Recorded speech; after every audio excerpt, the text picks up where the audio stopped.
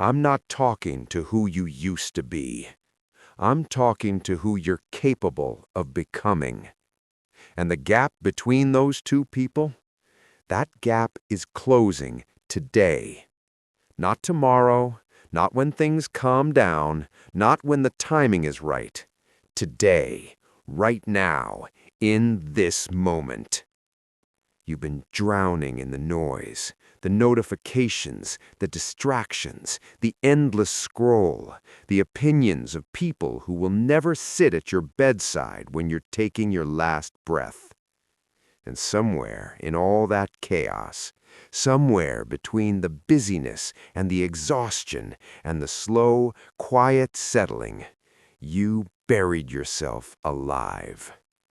You stopped listening to the voice inside that said more, that said move, that said this is not where your story ends. So let me ask you something that might sting a little. Who were you before life broke you open? Because that person, the one before the disappointment, before the betrayal, before the loss cracked you down the middle, that person didn't disappear. That person is still in there, watching, waiting. And they are furious that you've been sitting still this long. You had fire once. You had a dream so vivid you could taste it. You had a version of yourself that believed, without apology, that something extraordinary was possible.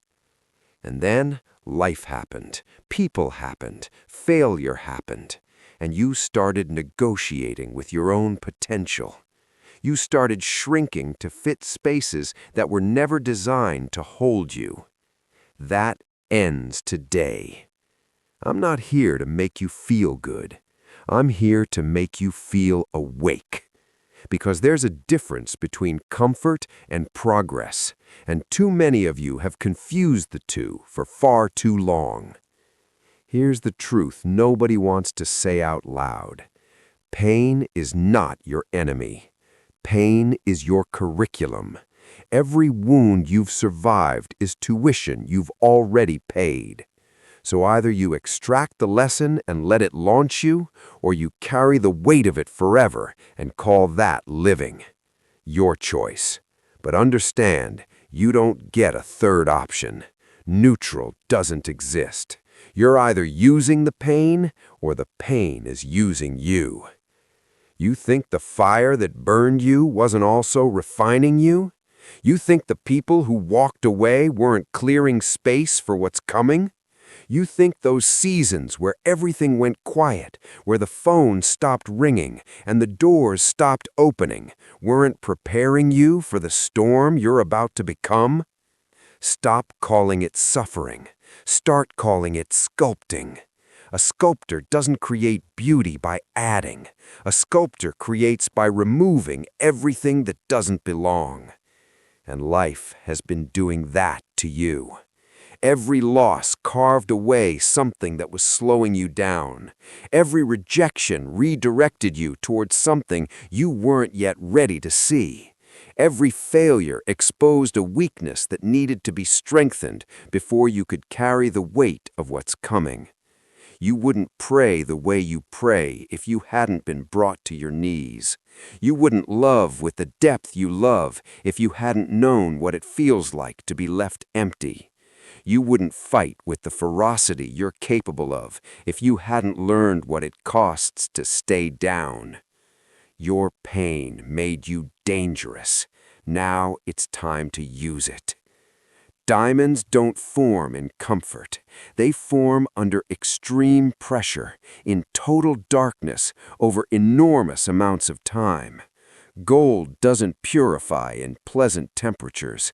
It purifies in fire so intense it destroys everything that isn't gold.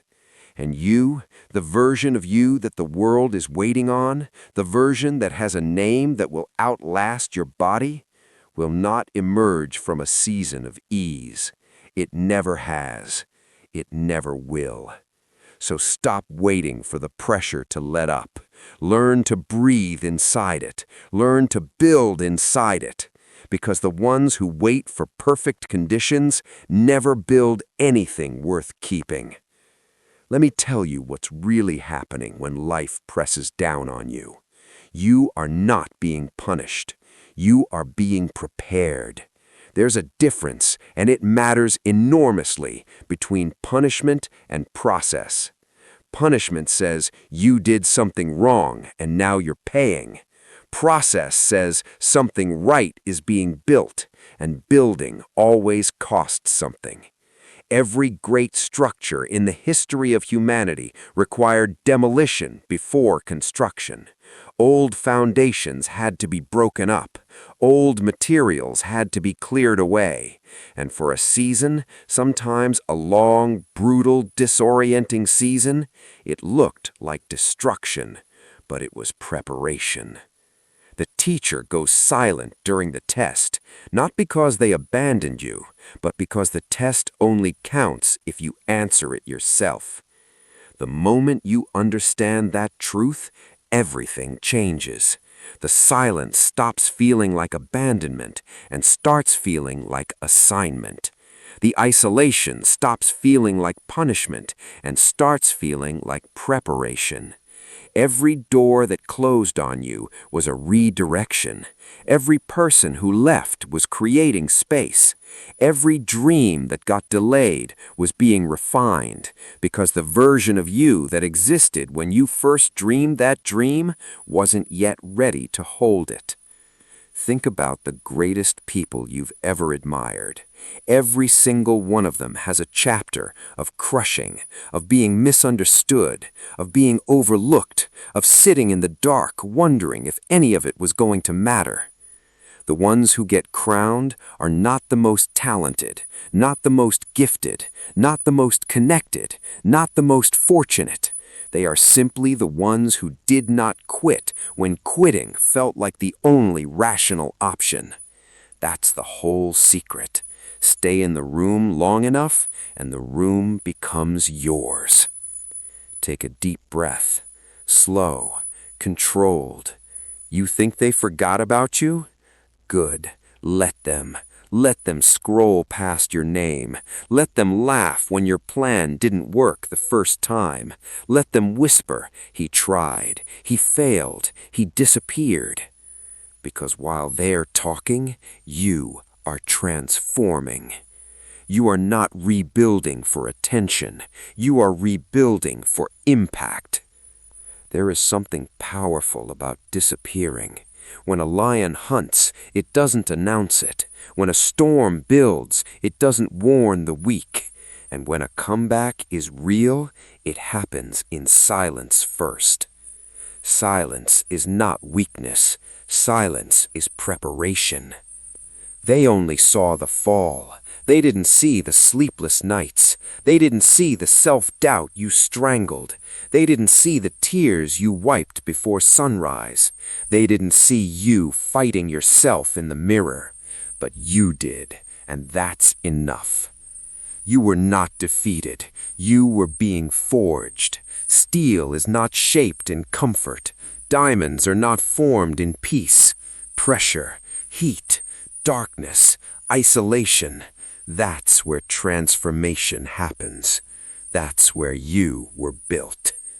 Let me tell you something dangerous. Your comeback does not need validation.